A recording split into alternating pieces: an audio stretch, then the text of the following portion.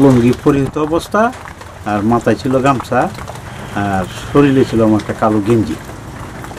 আমি এই অবস্থা মানে যে ওই গোয়েন্দার কাজ করছি, মানে প্রতিরক্ষার।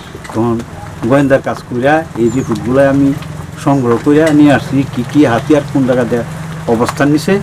তখন আমরা এই সন্ধ্যার পরে আমরা আবার আক্রমণে চলে গেলাম। এই গ্রামে মুক্তিযুদ্ধে গেছে আপনার আমি আর আমার বড় দুই ভাই, এরপরে গুঞ্জর, শুক্র আলী, আর হইলো বাতেন, মমত আলী আমার জানা মতে, এরপরে গুঁড়াওলা আবু সিদ্দিক, মানে গুঁড়াওলাটা হ্যাঁ আবু সিদ্দিক, এরপরে শিরু, এরপরে হইলো হান্নান মাস্টার, এরপরে সমীরুদ্দি, মতি, আর জলিল, আব্দুল জলিল, সাবিরুদ্দি। বিভিন্ন জায়গায় ছিল এই জায়গাতেই, ওইগুলো এরা বিভিন্ন কোম্পানিতে বা বিভিন্ন প্লাটুনে এরা যুদ্ধ করছে, বিভক্ত, কারোর সাথে কেউ যোগাযোগ নাই। আমি এরা জানি যে এরা এই মুক্তিযুদ্ধে অংশগ্রহণ করছে। ওনার কথা বলছে এই এলাকার মানুষে যে ওনা মুক্তিযুদ্ধে গেছে করে, মানে কেউ সাথে তো কেউ যোগাযোগ নাই এই সময়। এই অস্থায়ীভাবেই ছিল। তবে ওনা আমাদের প্লাটুন কমান্ডার ছিল বাতের টেক।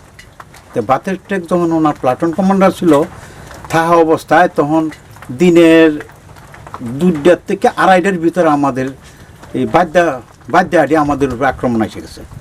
যখন আক্রমণ এসে গেছে, তখন এই আক্রমণে যখন আমরা টিকতে পারতাছি না, তখন আমরা পিছিয়ে ব্যাক করিয়া বাতের টেকের বাজারের এখানে একটা গুরুস্থান আছে, ঈদগাহ আছে, এই মুখটা দিয়ে আমরা পারিয়া তখন আমরা এই নদীর মারা গেছি।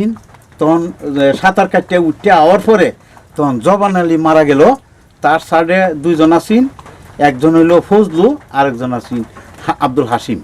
জবান আলী কিভাবে মারা যায়? জবান আলীর উপরে মোটরের গুলা পড়ছে, আছে যখন পড়ছে এই মোটরের গুলায়, তখন এই যে ফজলু আর এই হাসিম হইল আহত, আর জবান আলী নিহত হয়েছে। এই মুহূর্তে মারা যায়নি। তখন আমরা জবান আলী তো সম্মানী পাতা পাচ্ছেন না, বা লাল বইতে তার নাম নেই, গেজেটভুক্ত হয়নি তার নাম, তো এই বিষয়টি কিভাবে আপনি দেখছেন? এটা তো আমি এমএজে সে শহীদ হয়েছে, বিভিন্ন তালিকা তার নাম আছে, আমি বিশম্বপুর দেখছি যে তার তালিকা নাম আছে, কিন্তু তার কোনো লোক আছে বলে এটা আমার জানা নাই, বা তার পরিবার বা তার ছেলে, এটা আমার জানা।